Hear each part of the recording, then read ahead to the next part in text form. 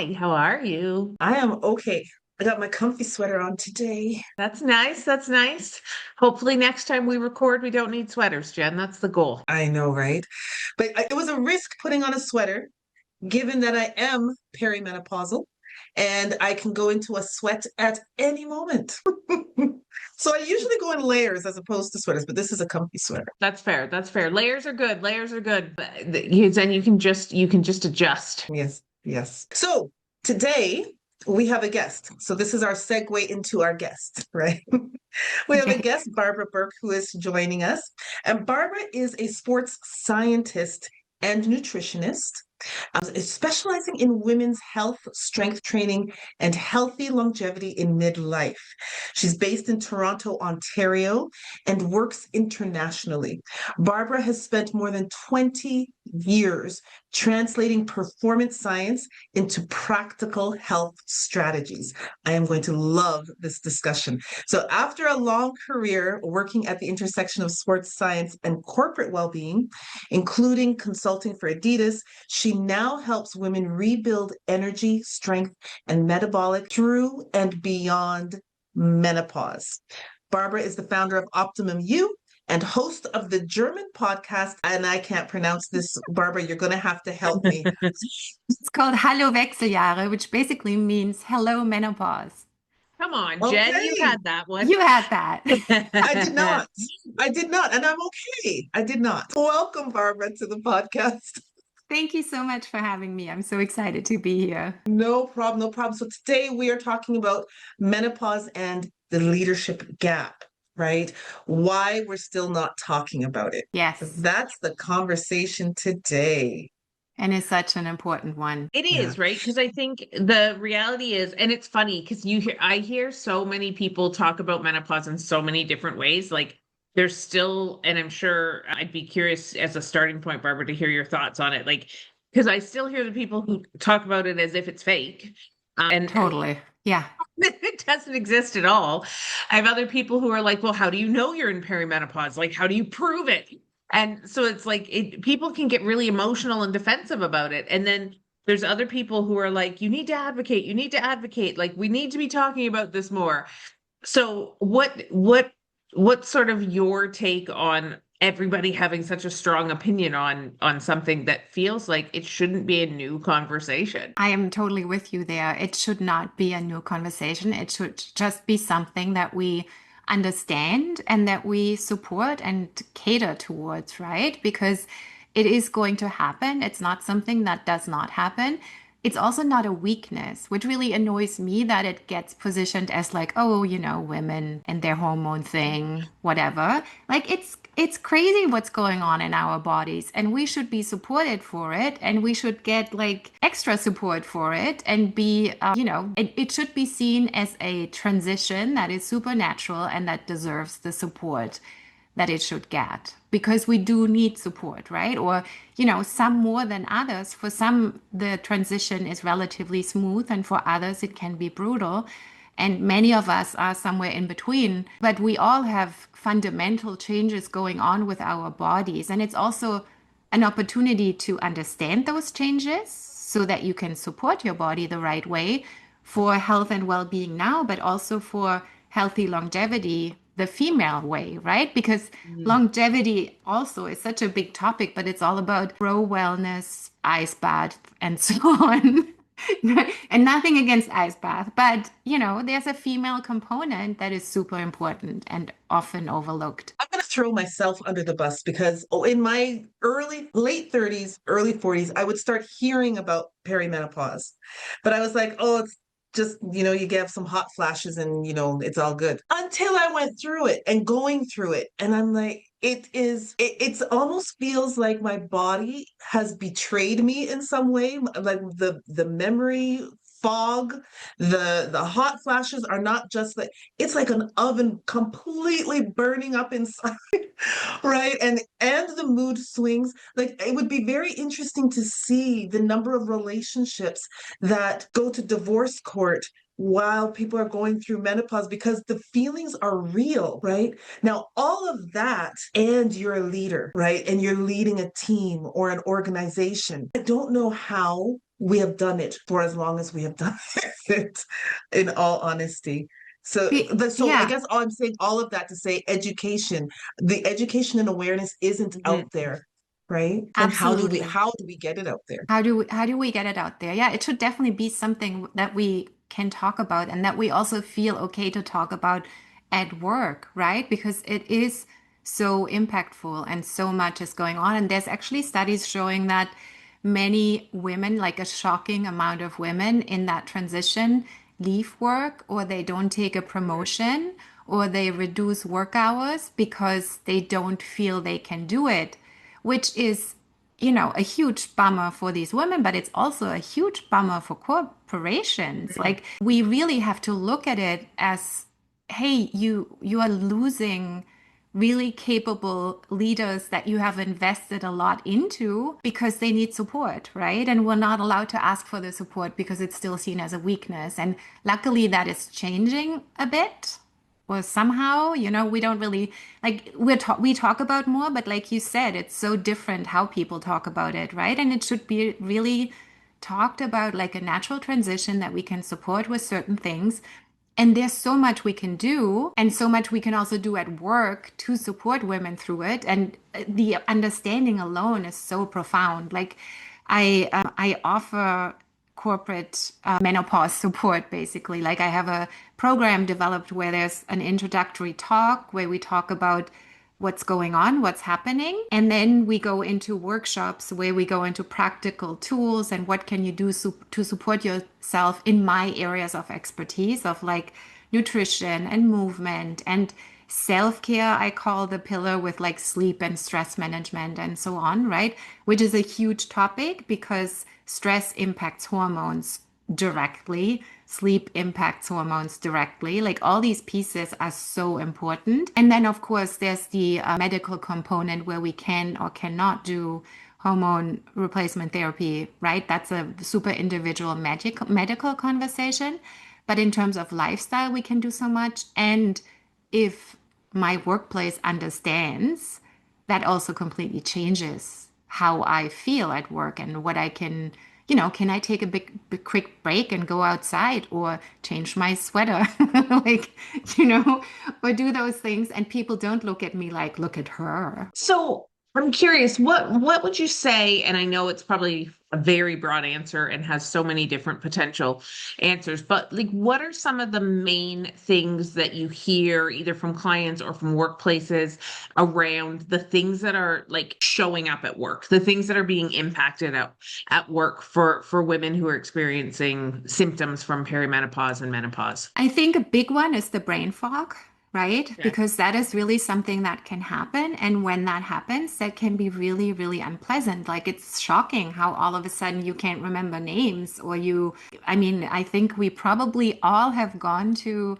somewhere and we wanted to do something and we can't remember what it was when we arrive. And it's like, those things happen and it makes you feel really insecure when they happen. And especially at work where you are supposed to be on all the time or everybody is used to you knowing everything and then you can't remember certain words all of a sudden and stuff like that. If people could, number one, meet that with understanding and support versus being like, what the hell, right? That would be really helpful. And then there's tools of how you can support yourself to get through this stage better, quicker, and all of those things. So there's a lot we can do with that. But also like physical symptoms, like some people get heart racing or things like that, right? Mhm. And if you sit at work and you have no idea what's going on and all of a sudden you think you're going to die, that's not going to impact your work performance positively either. And so many women run from doctor to doctor and nobody knows what's going on until finally somebody's like, oh, it's the estrogen, right? Yeah. Or I mean, even the sweating, if you sit in a meeting and all of a sudden you have a hot flash, that sucks. And Yes, it there does. it really does, right? And Barbara, yeah, go ahead. sorry to interrupt you. I just because the education is not well known, right? I wonder if we can just take a moment to pause and just explain what is estrogen and the importance of it, and what exactly is menopause? Because I think Yes. it's important that people understand those basic terms Mm. and before we can have a real conversation about it. Absolutely. Absolutely. So, it actually, there's different terms that we want to understand. So, perimenopause is the time Mhm. before menopause, and then postmenopause is the time after. Menopause itself is just a moment in time where you stop bleeding, right? Where you stopped your bleed, and we can evaluate that 12 months after the fact. So 12 months after your last bleed is officially menopause, because leading up to menopause, we can have like 2 months of no bleed, and then 3 months, and then 6 months, and then you start again. Like, it's basically the whole rhythm of your normal cycle is basically winding down, right? It's not that one day all of a sudden we switch off the cycle and we go from fertile to not fertile anymore, but it's Wouldn't that be basically, nice though?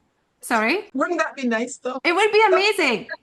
That Just would done. well, but on the other hand, women who experience that through like surgery or something like that, it's a pretty radical transition that is pretty intense. So it actually makes sense that it takes a while because Okay. it's because of all the symptoms. So let's start with the normal when we are still when we have our regular cycle, right? Estrogen and progesterone are the two main fertility hormones that go up and down in a certain curve during your 28-ish day cycle. And when we go towards menopause, which is called perimenopause, the hormones are going up and down because they are still trying to trigger ovulation and do the normal thing that happens in our cycle, but it doesn't happen as well anymore because the signaling between the brain and our ovaries doesn't work as well anymore. We don't have as many eggs around anymore. Like things are just getting kind of clunky. And that's what perimenopause is. Like hormones are trying to make it happen and it's not really happening anymore. Sometimes it is, sometimes it isn't. And that leads to a lot of estrogen, progesterone going up and down in ways that they are not usually do. And that leads to a lot of symptoms. So if you look at the hormone curves, the normal cycle is pretty regular, right? Estrogen doing this, progesterone doing that. And in perimenopause, it's like do, do, do, do, do. And no wonder we feel crazy, right? Because it is craziness. And then once this whole perimenopause is winding down and it stops, that's when menopause hits. And then, like I said, 12 months after is really when you can determine this was actually it. And then is postmenopause. And the hormones that go down first, progesterone goes down first, and then estrogen declines. And estrogen is a very powerful hormone that's very protective on our body as well. So, what's also important to know is that when estrogen goes down in late perimenopause, menopause, early postmenopause, we use a lot of the protective elements. That's why all of a sudden our heart health is more. It's we are more. We have higher risk factor for heart issues, right? We basically go in the direction of men with our heart health risk. And inflammation all of a sudden goes up because estrogen used to be protective and anti-inflammatory. And all of these things happen, like brain health protection. Estrogen is really protective. Also, muscle health, which is a topic I love to talk about. Estrogen really helps our muscle to not only grow but also be of really high quality. So when that goes down, we have to work to make it happen and to keep it. So there's a lot of things all over our body that get influenced by estrogen. It's not just our ovaries. And that's why we have all these crazy symptoms because we have estrogen receptors all over. So in our brain, everywhere. That's why all these symptoms happen because it's missing everywhere. And then our body has to get used to that new normal, basically. And that's why all of these transitional symptoms are happening. So, in the work that we do, we talk a lot about emotional intelligence and empathy. Yeah. And so So one of the things you said early on is, like if people can understand it and understand that these are some of the things like the brain fog, that the brain fog is one of the things showing up at work. And I'm always the person who's kind of counterbalances and says, like, we got to look at it both ways though, too. And so I still have a responsibility to work. So what are the types of things that like what are some of the tools maybe that you teach to people who you're working with on terms of how if you are somebody who's experiencing brain fog or you are somebody who's experiencing lack of sleep and then that's impacting things, like what are some of the tools that you teach to help women be their best selves, I guess, in this stage? So that's a really good question. When you really experience it, I think the first step is to be kind to yourself, right? And not beat yourself up for being forgetful, for being, a bit stressed out because you didn't sleep, or for eating more sugar because you're really tired and you need something to keep you going. Like all the things that happen, women tend to beat themselves up and add stress to the system by being down on themselves. So the first step is to take a breath and to be really, really kind to yourself. And we all know how hard that is, right? Yeah. So that is the first biggest thing that I work with women on. And then we work on tools to support, right? So for example, sleep support. You can do a bunch of things around your lifestyle to support your sleep. There's some nutrition elements, there's some supplements and so on. That's all pretty like it's a bit individual, but a few foundational things are, of course, you look at your caffeine intake, you look at your sugar and so on. You look at the fact that you really need balanced nutrition. So the last meal of the day, if you have for dinner, for example, a really balanced meal that stabilizes your blood sugar well, then you can sleep much better. And what I experience often with women is that they cut down on food because it's also a tendency that we put on weight in that time, right?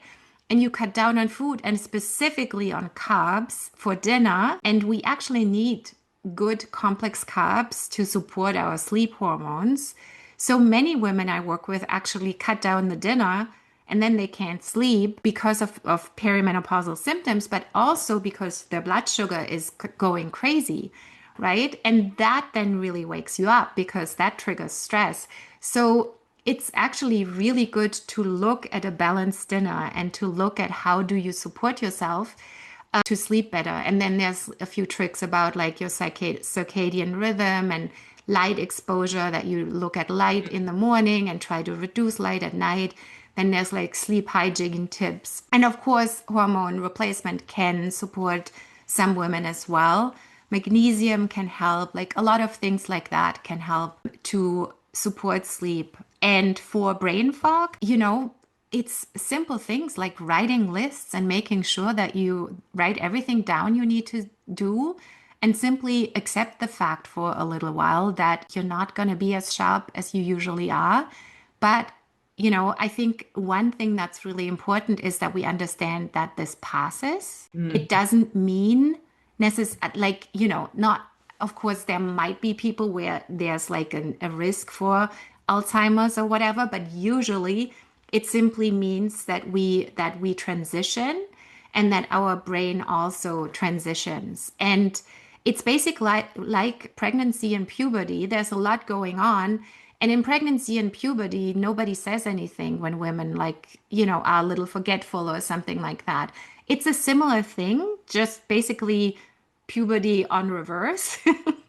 And we kind of experience these things. And therefore, simple things of writing things down, making lists, and being okay with not having everything memorized. That is super important for this period. And then again, there's things that you can do in nutrition, right? Again, the blood sugar element is super important.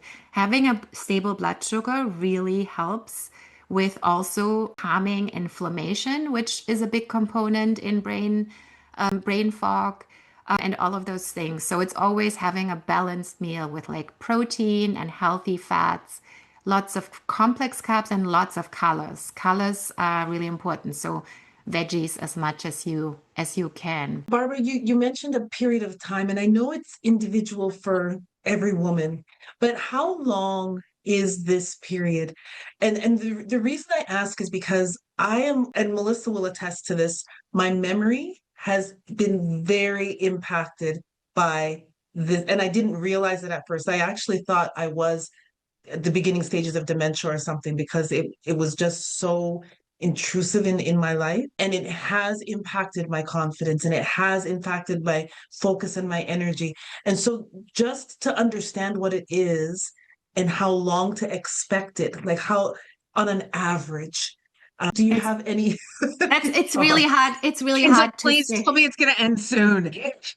Barbara, I the right answer is tomorrow. It'll Tomorrow be it's all good over. tomorrow. Yes, it's over tomorrow.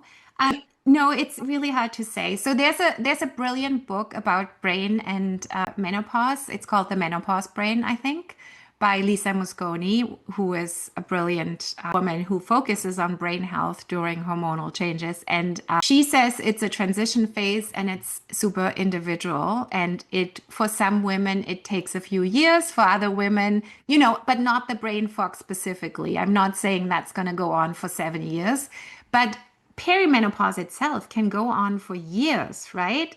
It's really hard to say. And this brain fog element is definitely a piece that for some women is worse than for others. And again, like there are things we can do in terms of nutrition and movement and stress management that support the piece. And it will pass. I promise you it will pass. And Tomorrow. And I'm hopeful. I hope I'm hopeful. tomorrow. I know it will. I know it will eventually. But I am, in all seriousness, I am thinking about women whose confidence and focus and energy are impacted in how it might show up at work for them, right? And what people need to understand about a woman that might be in this phase of life. Because it's important, I think, not only for the woman herself to understand, but for those around her as well. Absolutely. That's absolute part of the conversation that also like if you work in a team that the team or the leadership understands that this can happen for women and it doesn't mean that she's declining. It means that she's going through something and that she needs support and that she will write down things for a little while more than she used to, or that she might forget a name from here and there and that's okay.